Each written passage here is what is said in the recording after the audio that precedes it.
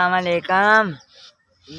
एक मेरी बेटी सी ते वो मैं विआह छड्डी ते मकान मैं किराए ते लिया सी ते बड़ा नीवां सी ते असीं मियाँ बीवी रहिंदे आं ते आ मेरा बाजू जेह्ड़ा है ना वो दोवें हड्डियां ही टुट गईयां ने ते होर कोल मेरे कोई नहीं है, कल्ले कल्ले रहिंदे आं असीं।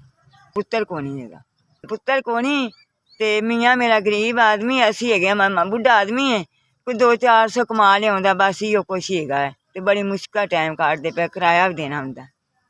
आ वेखो मेरी हड्डी दा की हाल है, दोवें हड्डियां ही टुट्टियां पईयां ने, बड़ी मुश्कल है।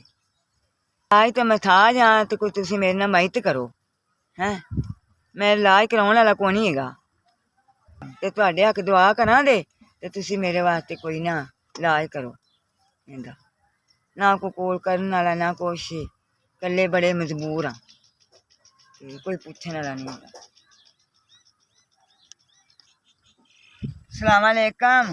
तुसीं मेरी मदद कीती है, 5000 रुपया दिता है, अल्लाह तुहानू पुत्तर इदू भी ज़्यादा देवे ते मैं तुहाडे हक्क बड़ी बड़ी दुआ मंगां दी। अज मैं बड़ी मजबूर सां ते मैं बड़े वक्त नाल भी आई आं चिक्कड़ ते टप ते। दुआ अल्लाह तेन पुत्तर बड़ा देवे, रब तेन अज करावे, रब तेन चोखा चोखा देवे, तू मेरी बड़ी मदद कीती है। अल्लाह तेरी खैर करे, मैनू तेरा लख है, अल्लाह तेरे बच्चें सलामत रखे, अल्लाह तेन चोखा चोखा देवे, बहुता बहुता देवे।